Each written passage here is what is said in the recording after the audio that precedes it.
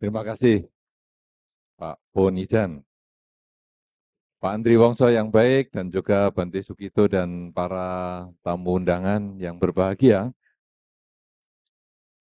Memang seperti yang dikatakan dalam pembukaan Pak Andri Wongso tadi betul sekali, bahwa kalau judul ini di belakang, yang mungkin artinya adalah hidup yang baik, mati yang baik, bukan sumur kehidupan dan sumur kematian.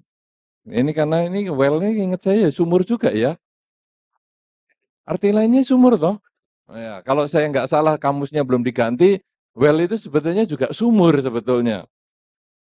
Nah, bukan berbicara tentang penggalian sumur, ya sumur yang hidup atau sumur yang menghidupi ataupun sumur yang sekarat, bukan itu. Tetapi adalah bagaimana hidup yang baik dan kematian yang baik.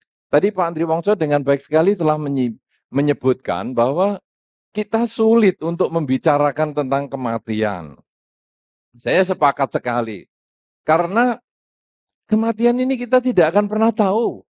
Pasti datang, cuman kita tidak akan pernah tahu kecuali kita pernah melakukan kejahatan. Kalau kita pernah melakukan kejahatan, kematian itu kita bisa tahu bentuknya mau bagaimana. Kenapa? Hukuman mati, mau dipenggal, mau disuntik mati, mau ditembak mati, sudah tahu. Kalau kita melakukan kejahatan, sudah tahu. Tapi karena kita mengikuti apa yang dikatakan Pak Andri Wongso, dan memang sudah seharusnya kita melakukan kemoralan, sehingga kita menghindari kejahatan, menambah kebajikan, tentu kita terjauhkan dari hukuman mati. Ya, karena itu saya sepakat kalau tadi Pak Andri mengatakan, wah, sulit ini.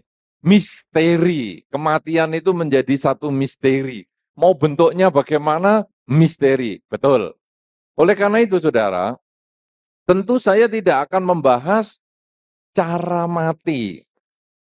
Misalnya, kalau nanti Anda sebetulnya itu ada ilmunya, tapi bukan cara Buddhis.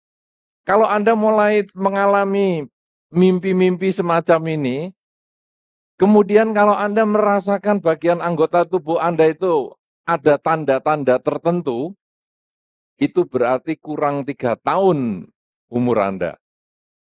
Itu sudah diketahui.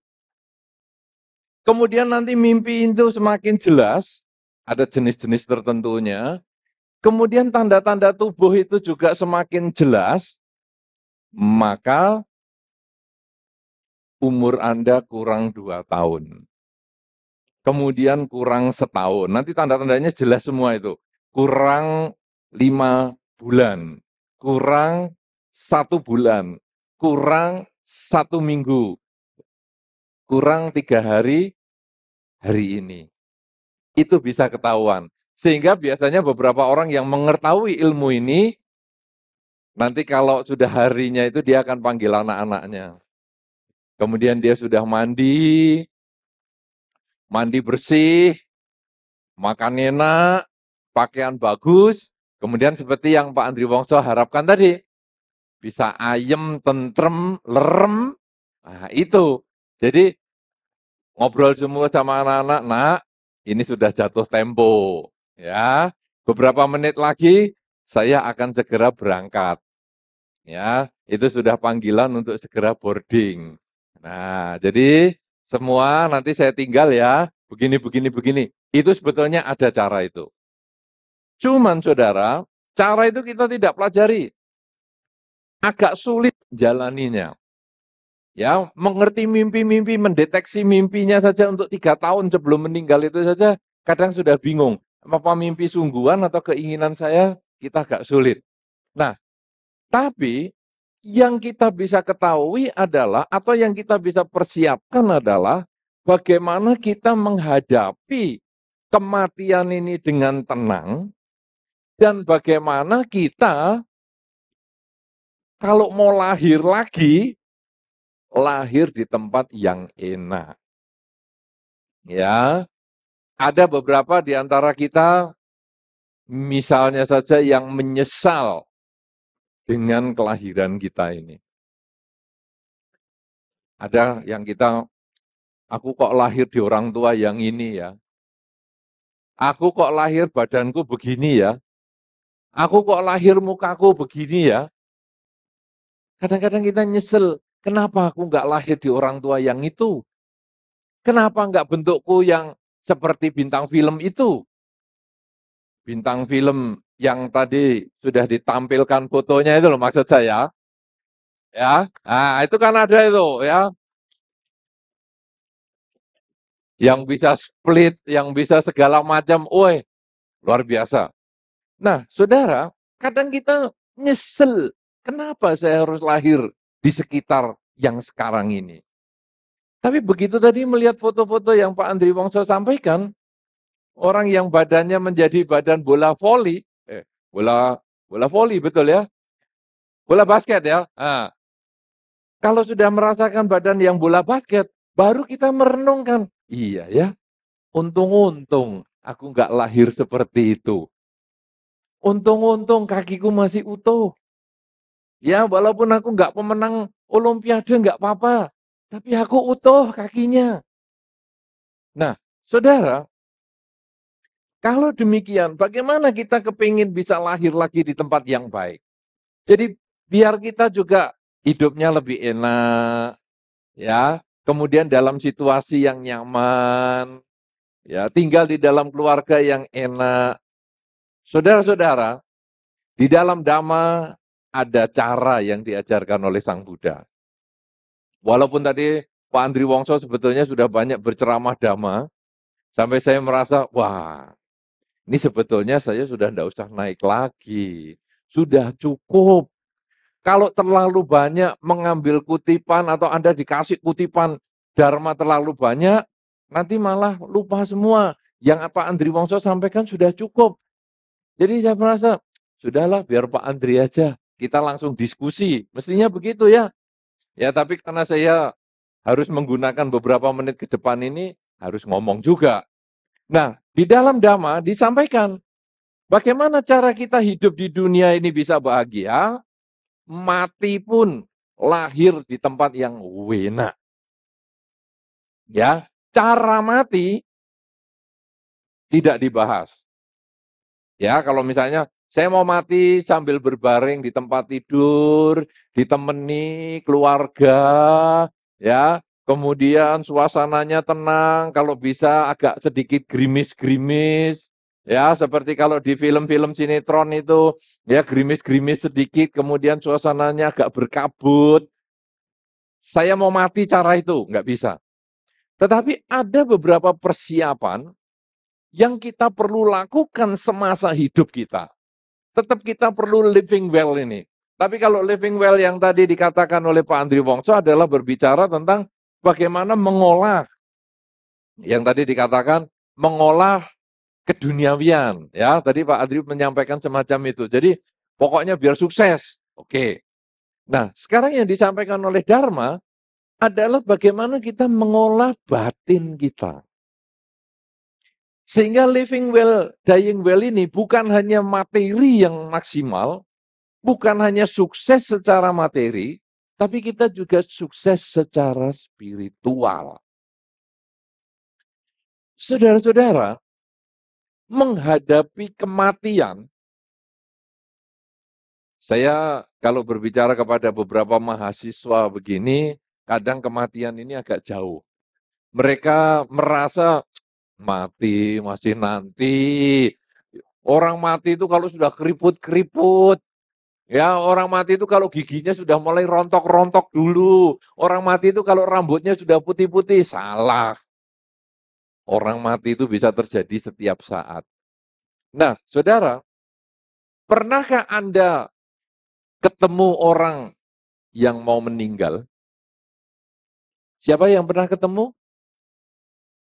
Tunjuk jari, 1, 2, yang mau meninggal ya, bukan yang sudah meninggal. Ya, 1, 2, 3, 4. Lumayan banyak juga yang ketemu yang mau meninggal. Oh, banyak. Baik. Sekarang saudara, orang yang mau meninggal, apa yang dia pikirkan? Atau apa yang dia mau kerjakan sebelum meninggal? Nah, tadi banyak yang tunjuk jari loh. Ini yang ketemu orang yang mau meninggal nih, apa Anda mintain warisan nih? Oh, mana? Apa itu? Mau bertemu dengan orang yang dia sayangi. Oke, satu. Ada yang lain? Ya, bingung. Oh, apa bingung maksudnya? Aku kalau meninggal mau kemana nih? Gitu atau bingung? Bingung, anakku yang mana ini? Rasanya ini bukan anakku. Itu juga bukan. Yang mana nih? Maksudnya bingung tuh apa ya? Hah? Gelisah. Ya, baik. Saudara-saudara, memang orang mau meninggal ada yang kepingin ketemu orang yang dicintai. Kadang ada yang bingung. Tapi tidak sedikit juga yang lalu ingat agama. Ya kan? Yang bingung itu tadi salah satunya sebetulnya karena agamanya bingung. Dia tidak tahu, aku nanti kalau mati mau kemana ya? Bingung. Nah, saudara-saudara, oleh karena itu kalau kita sedang sakit, apalagi sakitnya agak parah, biasanya kita sibuk sembahyang. Puparita itu bermanfaat kalau kita sedang ada kesulitan. Oleh karena itu saudara-saudara, buku paritanya siapa yang paling kumel, itu kelihatan. Wah, ini mungkin hidupnya rodok soro ini. Kemana-mana dibawa.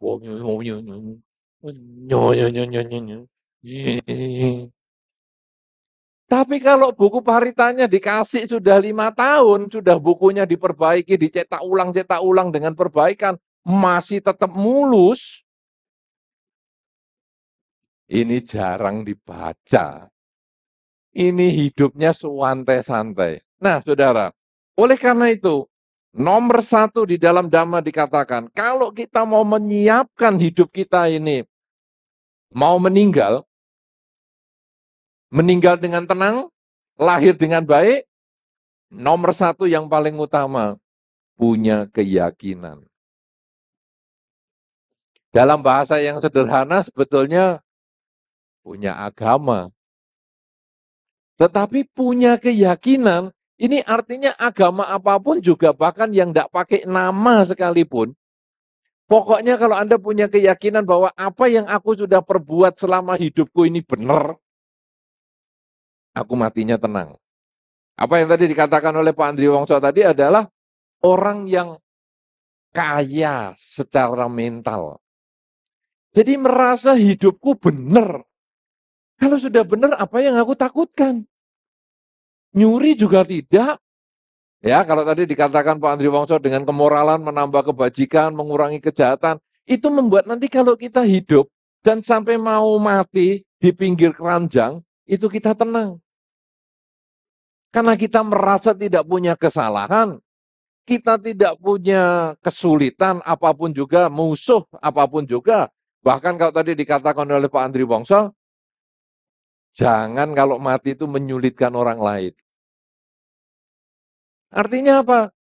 Sudah, warisanku sudah aku bagi komplit antar anak-anakku semua. Jadi sudah nggak ada lagi yang ketinggalan loh. Lah ibu yang di sebelah kota sana kan belum kebagian anaknya. Sudah nggak ada lagi. Inilah keyakinan. Oleh karena itu saudara-saudara, tadi saya katakan sebagai mahasiswa, kadang merasa, alah kematian itu masih jauh. Kematian itu bukan datang karena umur. Wah ini kalau jadi menurut Pak Andri Wongso kan ada tadi. penjara mental itu. Penjara mental loh. Ada mitos-mitosnya nih.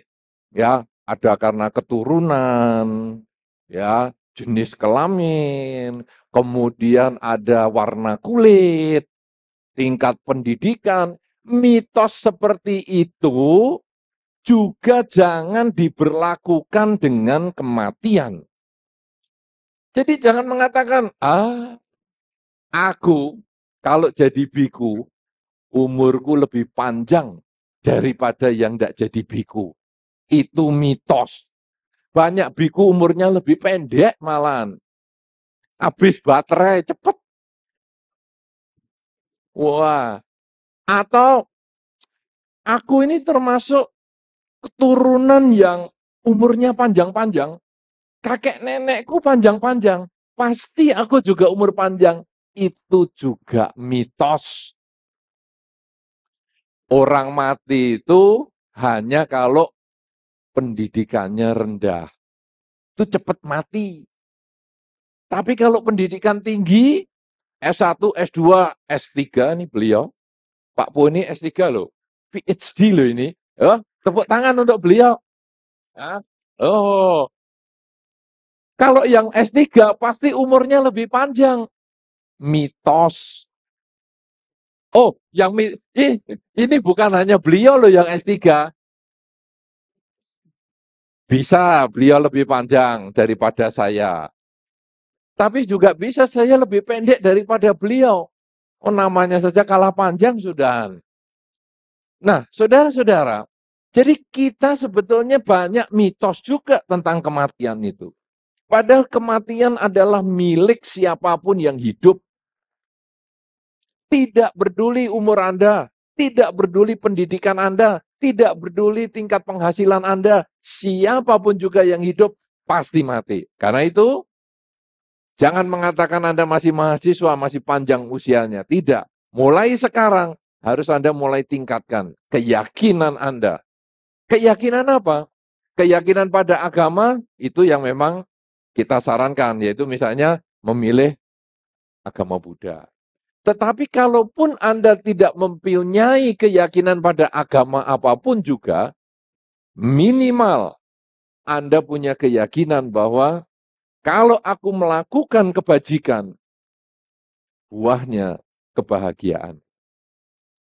Kalau aku melakukan kejahatan, buahnya penderitaan. Ini adalah keyakinan minimal yang kita perlu miliki sejak Anda masih muda. Bahkan kalau bisa, Anda mahasiswa yang sudah punya anak, siapa ya ini di sini?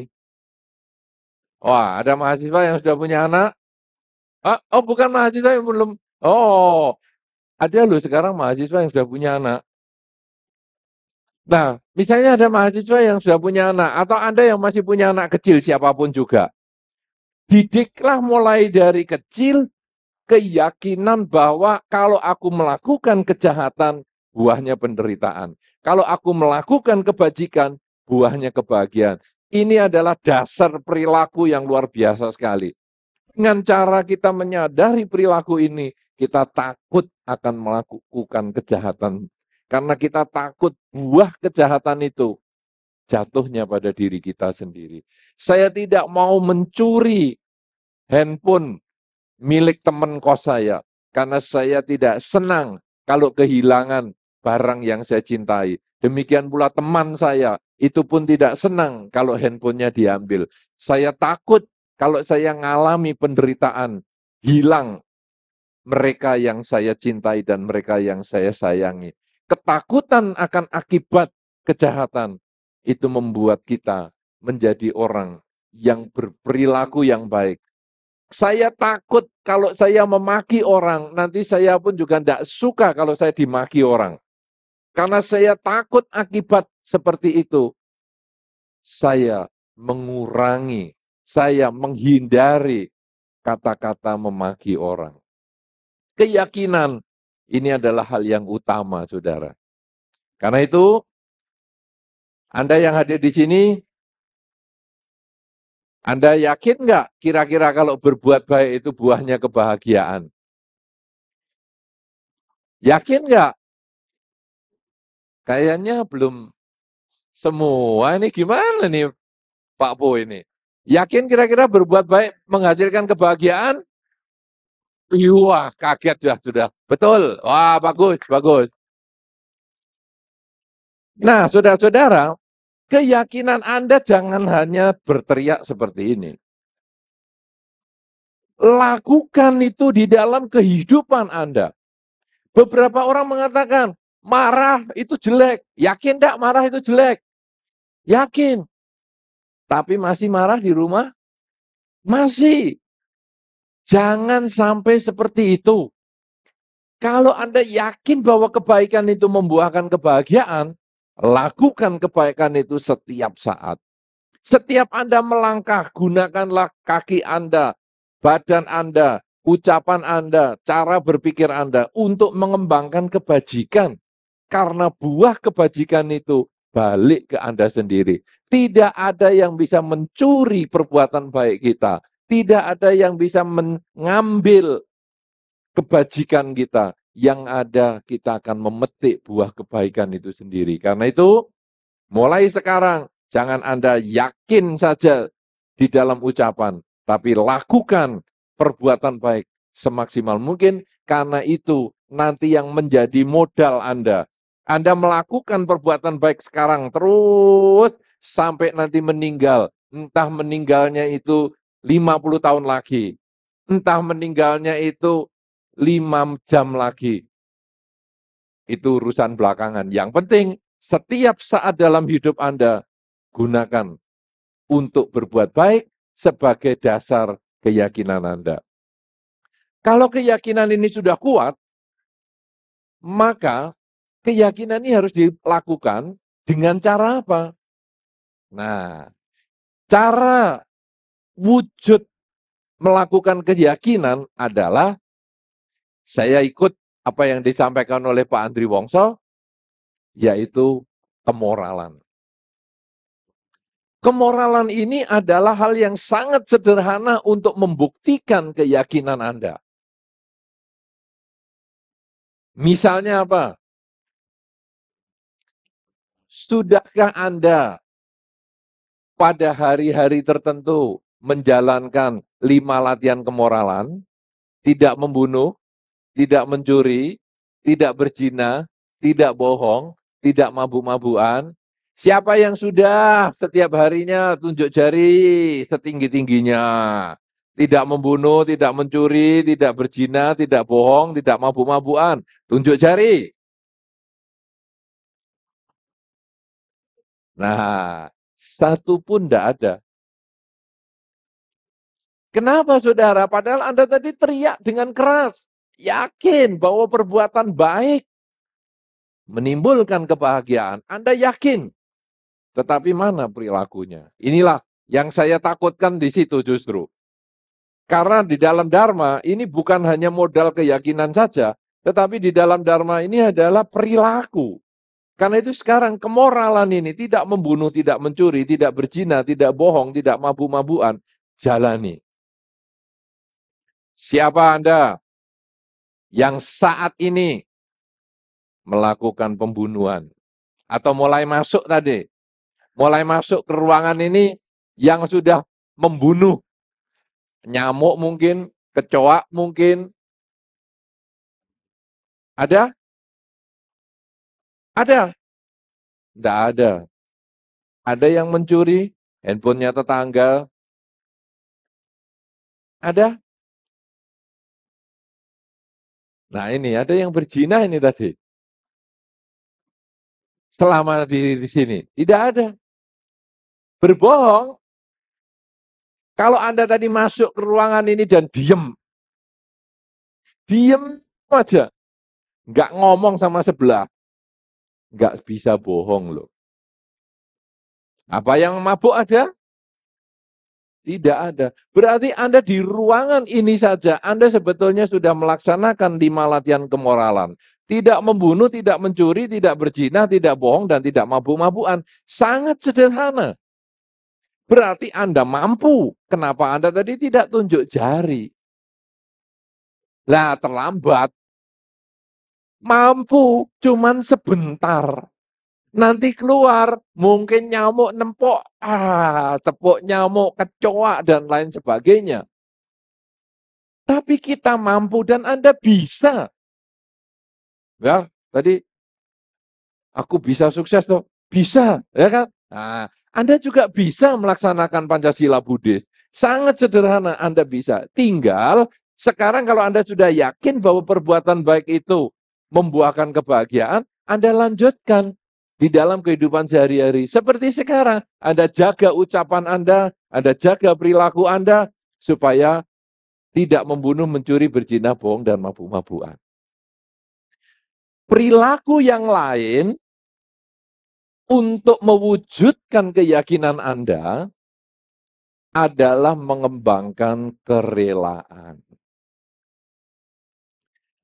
Nah, kerelaan ini tadi yang disampaikan tadi, bahwa ketika orang mau meninggal, kok dia mikir ya orang yang dicintai. Kenapa saudara? Karena kepada dia, orang yang mau meninggal ini banyak melakukan kerelaan. Kerelaan bukan hanya secara materi saja, tapi memberikan kasih sayang, memberikan perhatian, mencurahkan waktunya, itu sebetulnya adalah bagian dari kerelaan. Kalau Anda masih merenungkan, di dunia ini kira-kira siapa ya orang yang paling aku sayangi? Saudara-saudara, kalau Anda ditawarkan, kalau mau meninggal sekarang, mau ditawari begitu? Mau saya tawari ya? Kalau mau meninggal sekarang, siapa orang yang paling ingin Anda temui atau yang ingin menemani Anda di ranjang kematian? Atau kalau sekarang, karena sekarang meninggalnya ya di kursi kematian. Ada? Tidak ada. Ini saya tawarkan loh. Kalau Anda saya tawari meninggal sekarang, kemudian ada pertanyaan, siapa orang yang ingin Anda atau orang yang Anda inginkan berada di samping Anda saat ini, apakah Anda bisa menjawab? Bisa? Nah, sekarang saya berbicara jumlah.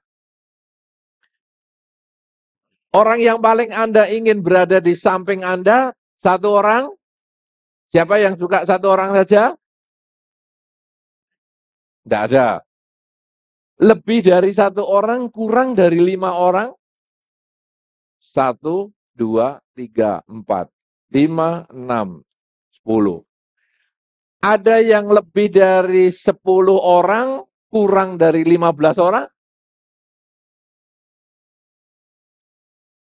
Satu orang aja. Sisanya ini orang kasihan. Berarti orang yang tidak punya orang yang dicintai.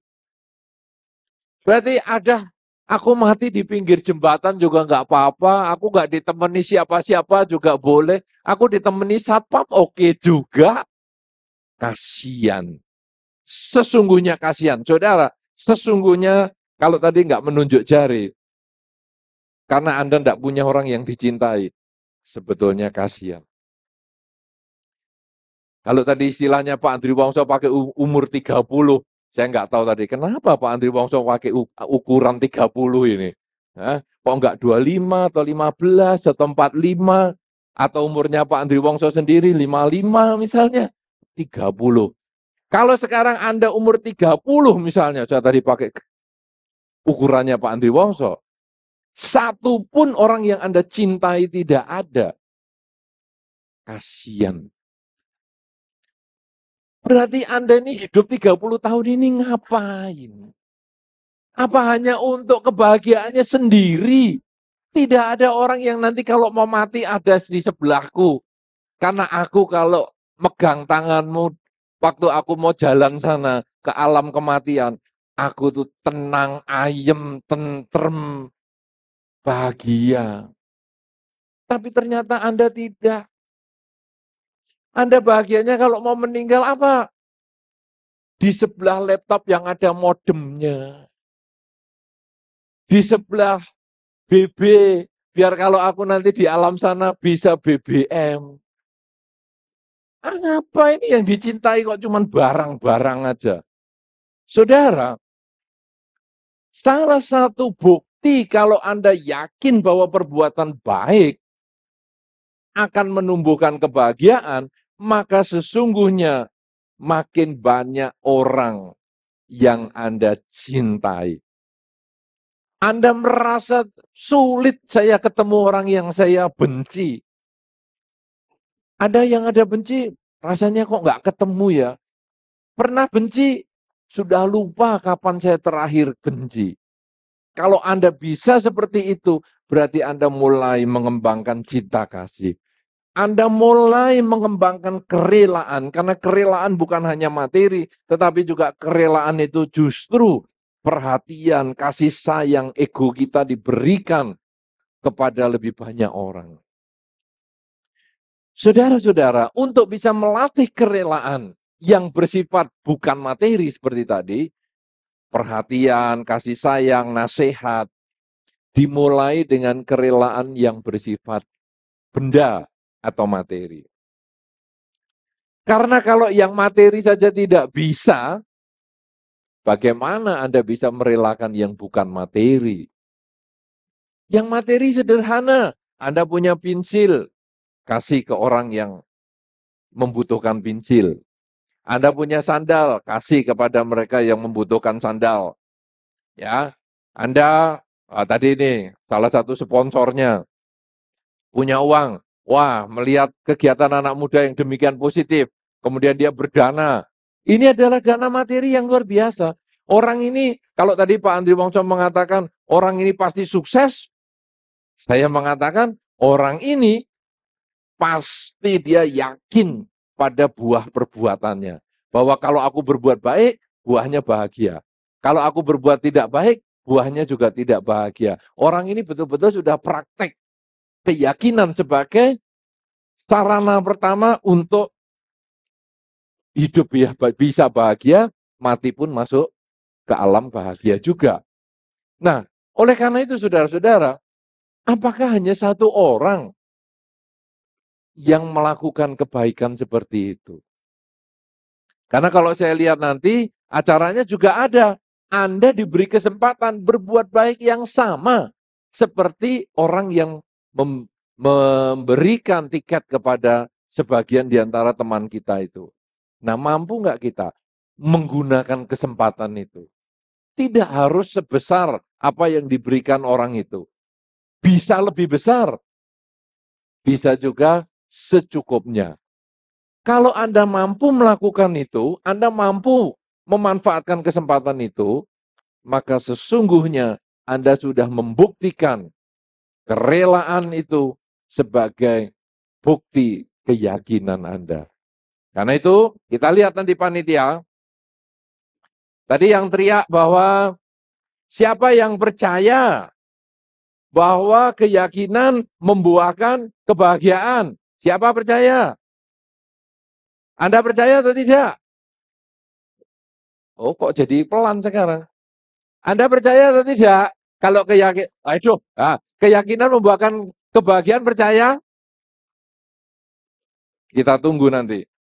Pada saatnya nanti membuktikan kepercayaannya ini, Pak Polo saksinya, itu kan tadi yang nunjuk jari juga kelihatan. Kenapa saudara? Karena kedermawanan, kerelaan, itu adalah bagian dari praktek keyakinan Anda tadi. Kalau kita sudah punya keyakinan bahwa perbuatan baik membuahkan kebahagiaan, kemudian kita mengembangkan kemoralan, kemudian kita mengembangkan kerelaan, maka yang keempat, kita mengembangkan kebijaksanaan. Kebijaksanaan ini sama sebetulnya menjadi wujud nyata dari keyakinan kita yang pertama tadi, yaitu bijaksana menentukan saya mau berbuat baik dan saya mau menghindarkan hal yang tidak baik. Saya ingin melatih konsentrasi dan saya menghindarkan tindakan-tindakan yang mengurangi konsentrasi saya. Saya ingin berbakti kepada orang tua. Saya menghindarkan perilaku-perilaku buruk yang bisa menyusahkan orang tua saya. Kalau kita, saudara-saudara, bisa 4 hal ini, bahwa punya keyakinan bahwa perbuatan baik membuahkan kebahagiaan, salah satunya nanti kalau Anda yakin Anda bisa aktif di dalam mitra utama, Anda bisa ikut berjuang dalam mitra utama, menjadi mitra yang baik, menjadi teman utama untuk kita semua, menjadi sumber kebahagiaan bagi lingkungannya, itulah bukti keyakinan Anda. Lakukan itu dengan kemoralan yang baik, minimal 5 sila. Kalau Anda bisa 8 sila, bagus. Ya, ditambah dengan puasa setelah jam 12 siang, mengurangi kesenangan untuk hiburan-hiburan dan sebagainya pada hari-hari tertentu, kemudian juga mengurangi kesenangan duduk dan berbaring di tempat yang mewah pada hari-hari tertentu, mungkin seminggu sekali. Kalau Anda sering melakukan latihan kemoralan, kemudian Anda juga mengembangkan kerelaan, nanti salah satunya dibuktikan selesai acara ini, ya. Kemudian juga nanti Anda bisa memilih yang baik Anda kerjakan, meninggalkan yang buruk dengan bijaksana, maka itulah sesungguhnya kehidupan Anda di dunia ini akan menjadi lebih nyaman, living well, bukan cuma hanya sekedar punya sumur kehidupan saja. Ya, juga ketika meninggal, karena kebajikan yang kita lakukan ini sedemikian banyak, mungkin kita justru akan meninggal di lingkungan yang nyaman. Meninggal dengan tenang ketika teman-teman kita sedang berkumpul dan kita bisa merasakan, wah rasanya ini api kehidupan di dalam batin saya sudah akan padam. Saya akan kumpul dengan teman-teman saya. Dan begitu meninggal, kita pun bisa lahir di alam yang lebih baik, di alam yang lebih bahagia, karena di dalam kehidupan kita ini banyak kebajikan yang kita lakukan dengan modal keyakinan, kemoralan, kedermawanan, dan kebijaksanaan. Terima kasih yang menjadi komentar saya.